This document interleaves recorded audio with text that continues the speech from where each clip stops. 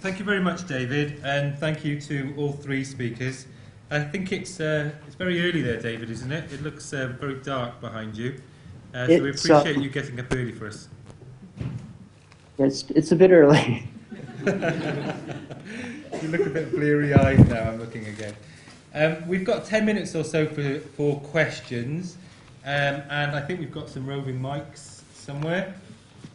Yeah, we do. Question. Over here first. Have we got 2 more questions lined up? We perhaps take them in a bunch. One down here.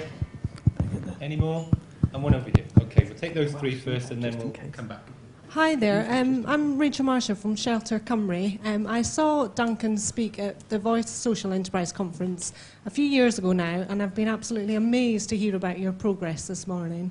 I'm sure the rest of the audience has as well.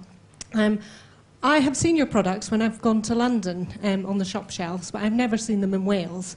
I'd love to know where we can buy your products in Wales. So if you can tell us about some of the retailers that you're talking to. I'm one of those consumers. If everything else is equal, I will always buy the ethical option, and I'm sure half the people in this audience would do the same. So can we find out where to buy them in Wales, please? Yeah. All of the different products are available in... Sorry, that microphone. Can you hear okay? Oh, there you go. There we go. Thank you very much for that. I'm sure it hasn't changed much in 2 years, the presentation. Same journey around the world. But most of the products are available in most retailers. And so whether it's Tesco, Sainsbury's, Asda, Morrison's, Co-op, they're pretty much available in Waitrose and just in Ocado as well. I don't know if that is here yet. But what tends to happen with the retailers is that they'll put products into certain stores and they'll try them for a while, they'll see how they perform, and then they'll increase the distribution.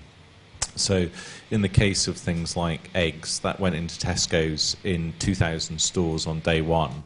But that's pretty much the first time I've ever heard of a brand doing that, unless they've paid significant amounts of money to do it. It was just something Tesco wanted to do. So I do apologise that you have to kind of hunt around a bit. Most of them are in somewhere around 400 stores distribution for each of the different retailers. So, but watch this space. The eggs are in Tesco Penarth. Well, there you go. They're in Penarth, Tesco, apparently. The eggs are in Tesco Penarth, I know. All right, great. Well, I don't live too far from there, so I'll pop along. I mean, anything that we can do as consumers to go in and ask, now that we know all the big retailers are on board, then I would encourage everybody through social media, through going into their stores, please ask for these products, because it's brilliant. Thank you ever so much, Duncan. It's good to know so many, well, 2 products at least are made in Wales too, which is great. Yeah. Down here.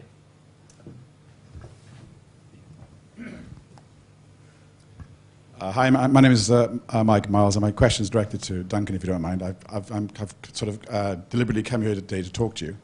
I had very quickly, though, I had a similar experience. I lived and worked in Africa for many years. I did it in a Mercedes, not a motorbike, but suddenly I had a conscience pang when certain things happened. And I got very heavily involved in the 80s and 90s in the townships of South Africa, where I started, amongst other things, to develop a progressive business model which would enable the have-nots to become stakeholders in their own economy, and got involved in that stuff. It got a little bit too dangerous. I was getting shot at too often after democracy broke out. It was better in the Civil War. So I'm now piloting that same model in the valleys in Wales. And we've made some amazing progress. But our absolute focus as private sector business people is to develop, hopefully, the next hot new innovations with global market potential. High margins, high profit, high impact. What you've done is lay the platform for us to talk to somebody about saying, we've got some potentially world-changing technologies, and that's from other people, by the way, some of the major corporates, major sheds in this country, saying this could be the future of retail. Horticulture is one of the ones, for instance. You're getting involved in technology. We'd like to talk to you about using exactly the same model whereby we license the technology to a social profit company. 100% of the profit goes to the communities. We take a royalty, so it's very transparent. Is that something which would fit into your model? Duncan, do you mind if we take a few questions at a time? So if I can take this question over here. Elaine's got a microphone just behind you. Thank you. Is it on? Kate Whittle, Copper Antics. And again, another question for Duncan. I was really impressed with the presentation and impressed with the impact that you've been able to have in the third world. Like a previous speaker, I'll always choose an ethical product where I can, usually fair trade. I don't think I've ever come across your product. Partly because I know that what the Fair Trade Foundation do with their products is they help people in those local communities to develop their own businesses, their own cooperatives. A lot of the suppliers, fair trade suppliers, are cooperatives. And I guess my question to you is, to what extent is one able to actually do that, to help build the community, rather than potentially, by giving a donation, undermining the development of local business and the local business environment, if you like. Thank you. And is there a third question so we can take them together? And just here. Another question for Duncan, I'm afraid. No more questions for Duncan, okay? Okay, Yeah, last cool. one then. It's very impressive what you do. Repeat everything that everybody just said. Question about your purpose, which is to provide funding to developing countries. Any chance you could change that to developing communities, so that areas of the communities of Wales could perhaps benefit from this windfall? Great, we're working you hard, Duncan. So have you got those three questions? Great. Great. Thank you very much for those and for all the support. And next question to Liz and David, please. So starting on the first point about technology, I was in the previous session. I was very interested to hear what you're planning to do, and would love to talk to you. I mean, for me, the more that we can bring the brand to market, the better. And we're constantly on the lookout for partners in different areas to go and explore that. We've already taken the brand into the US and into Australia, and we are just going to keep dragging and dropping the concept into different markets. So I was in India last week, and I was in Brazil the week before, looking at sort of opportunities in those markets too. So I'd love to talk to you and see how we can do that. But yeah, the ambition is to make the brand as big as possible cross-category and work in partnership with people to deliver solutions to that. The question about fair trade and communities. The interesting difference between us and what fair trade do is we actually impact on people below the fair trade level. So this is impacting on people that haven't even managed to get to that point yet. At some point, we're going to have to kind of look at how do we start to broaden that out a bit. Because I think that the key thing for me is the old adage about give a man a fish, give them a fishing rod. And I'm very keen that we start to move much more into business development, which is what we started to do with micro bakeries and the egg farming businesses. There is actually another business that we have with a fund management company, which is actually building businesses itself. So yeah, I'm completely on board with what you're talking about, and we're working on that. And the last question about, can we do things to help Wales or develop communities? I live in London, and within 2 or 3 miles from where we are, there's an area called Tower Hamlets, which is one of the poorest areas of London, and I have a continual conscience pang about me sending 7.6 million quid into different markets around the world, whether it's Cambodia or Africa or Haiti, and yet I'm not doing anything for the people next door. So at the moment, the foundation in the UK and the foundation in Australia and the foundation in the USA are focused on specific projects in specific countries. But my view is, over time, that we will just, again, broaden that out, and we'll start looking at what we can do here. Because I think, absolutely, why couldn't you create, completely making it up, but why couldn't you create, one Welsh Gold that funds community development programs in this area or anything else? So maybe we'll start with lamb. Perhaps that's the way forward. Thank you. Any more questions? Yes, one over here, second one here. Have I got a third? I feel like an auctioneer. A third down here. So next batch. My name's Alan 12 Trees, and I have an observation addressed to Liz, but the gentleman in Canada might wish to comment as well. In the 80s, I did research on community development corporations in the USA, and I later did research in Britain on what we tended to call then community enterprise. I later moved away from that. My background is broadly community development. By the way, CED means community economic development. It's the generic phrase they use in the States, or used to use in North America anyway. I don't know if they still do. I moved away from it partly because I thought a lot of it was spurious. We've heard today, spurious is too strong a word, but we've heard today that this gentleman perhaps lost his house or whatever. I don't know what it was exactly, but you said you had to mortgage your house.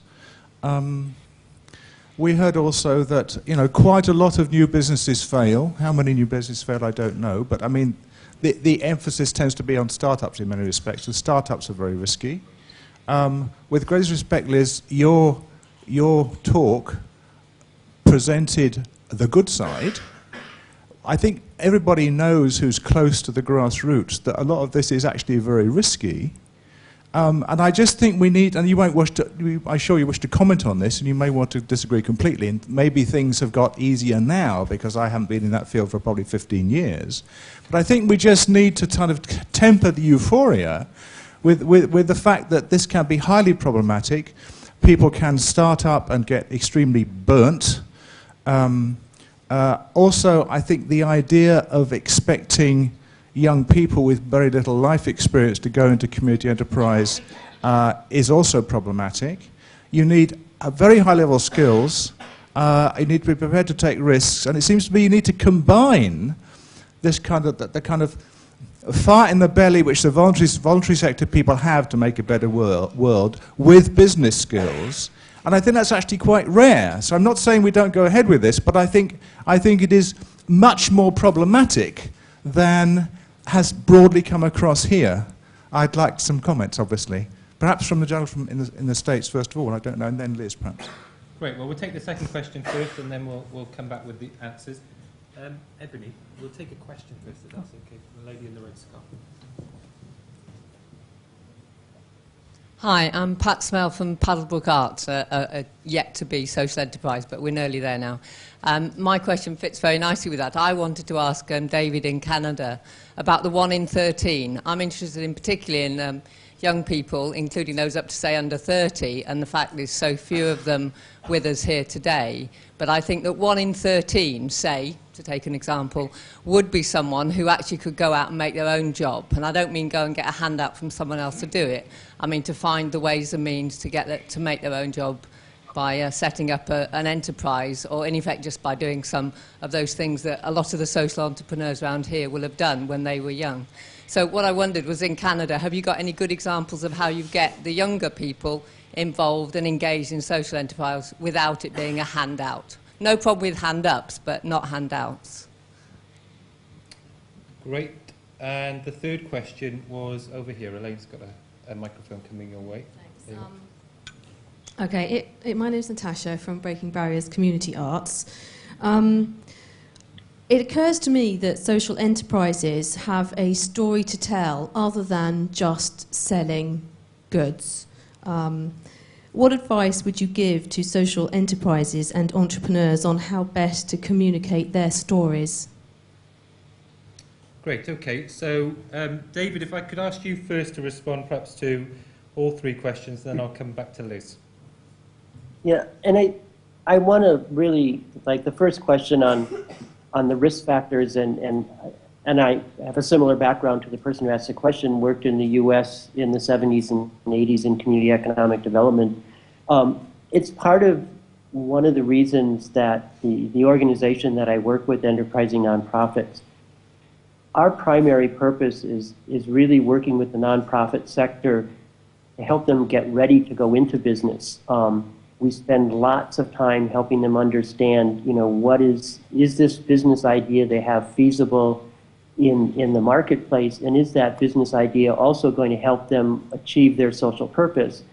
And that if they're going to go into this, be aware that, you know, 60 to 70% of small businesses close their doors in the first 5 years for one reason or another, and now you're starting a business that has a social purpose on top of that. It has to be seen in its realistic struggles, but it also has to be seen, and what we try to balance with that is when we start to look at some of the groups we've worked with over the years, like a small manufacturing company, Starworks, that employs over 50 people with disabilities, or an employment assistance program done by a counseling group that that funds 70% of their social activity. And so we start to look at where are the benefits. And I think to some of the other questions, part of it is that, you know, we wouldn't be doing this if there wasn't a big market failure. But there's a lot of social issues that aren't being addressed in the marketplace. And so, I think we're realizing that the traditional charitable model doesn't meet all those needs, or we wouldn't be trying to figure this out. So social enterprise is meeting a market failure and a market need, but it's also amazingly, and I think Duncan expresses this really well, it's really influencing how the private sector is starting to do business now. So hopefully in 20 years, there's no distinction. We're not talking about, you know, private sector, social enterprise, co-ops. We're talking about, regardless of the business model, we're building community. And I think that's the struggle, is we're so caught up sometimes in thinking about social enterprise as this thing we're doing as opposed to a means of what we're trying to do. Thank you. Liz, do you want to? First, I think, coming back to Alan, I think Alan knows I'll disagree with him. Nobody ever said that working in social enterprise was going to be easy. And it's not a recipe for lifelong bliss and happiness. There's a lot of tears and heartaches along the way. There are a lot of tears and heartaches in setting up any business. That's mainstream as well. And the Social Entrepreneurship Hub is actually within the business school at Glamorgan University. And a lot of the time I'm talking to people about the pros and cons of social enterprise versus mainstream business. Saying that it's difficult, it actually is even more difficult than setting up a mainstream enterprise, in as much as you've got to achieve that balance. And the balance between achieving your social purpose and your business goals is actually a huge ask for a lot of people.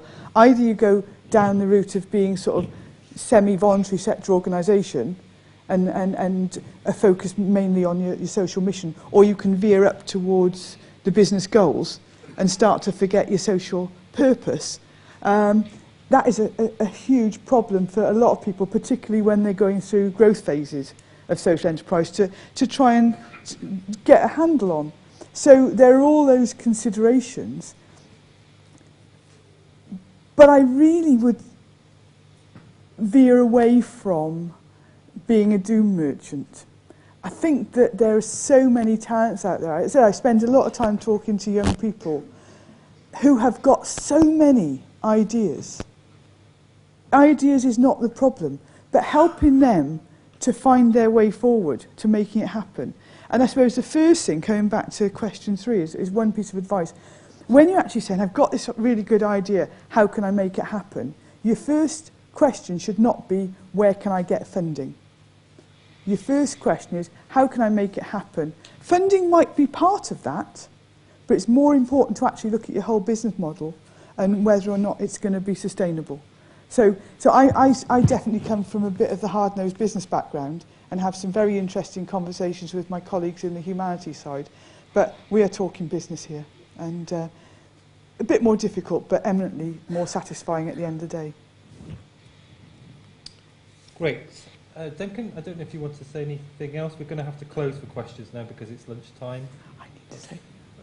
I mean, there's one thing that I always say whenever I give talks, and I do a lot of talks to young people, whether they're at universities or schools, because everybody's excited about starting a business. There's so many programs that exist today about, you know, whether it's Dragon's Den or The Apprentice running, and everybody goes, oh, it's easy.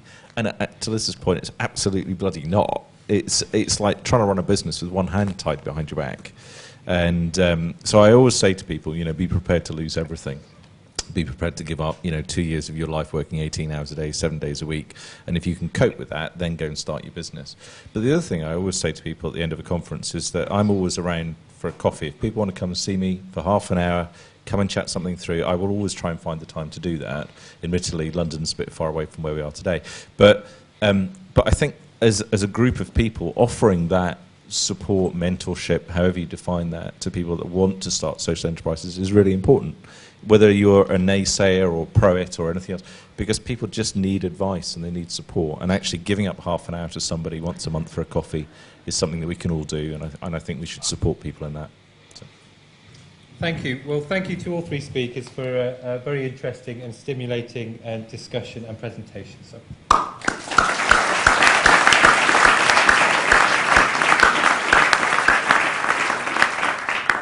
Thank you, David. Sorry you couldn't join in with the smiling, the sort of hugging we did earlier on, and you can't join us for lunch either, but we appreciate you taking the time to join us and to watch the conference. Thank you much. I'll go have my breakfast. Perhaps leave you to get some sleep as well. Before you go off for lunch, if you can bear with us for 2 minutes, we need to explain how the U-Pod sessions are going to work, so I'll hand over to Liz to do that. Right. Yes, it's me again. Right. U-Pod. Well, after lunch, a huge request. There are 6 people that are entrusting their dreams to you. So please don't take an option for an early exit. Please come and give them your expertise. You'll find on your seats a flash like this. Now, I'm not very good at punching holes in things, so some of them might have missed a bit. But they are actually supposed to link through your badge, but I've got sellotape to stick them on if it doesn't work. You'll see that U is you, so you can put your name whatever you want to be called. The R is what resource you are, and that's not I am head of X, Y, or Z. That is what resource. I've put signpost because I know a fair number of things and I know a fair number of people, and I'm actually quite good at connecting them up. So I'm Liz and I'm a signpost. So if you can have a think over lunch about what you are, and bring that with you to the U-Pod session.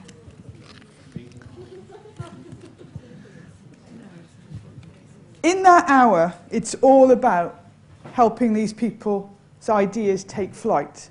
It's about how can we get them onto the next step? How can we contribute our knowledge and our contacts to help them move forward? So please come with an open mind, leave all your negative thoughts at the door, and hopefully we'll have a bit of fun. If I can ask the 6 people whose ideas we're going to be talking about to just give us a couple of minutes when everyone breaks for lunch, so we can show you the rooms and things, that would be good. But otherwise, I look forward, hopefully, to seeing you all, because I've counted you, to see you all just after lunch in the various sessions. And I think the session you're in is actually on your badges, at the bottom of your badges. So we'll look forward to seeing you there. Thank you very much.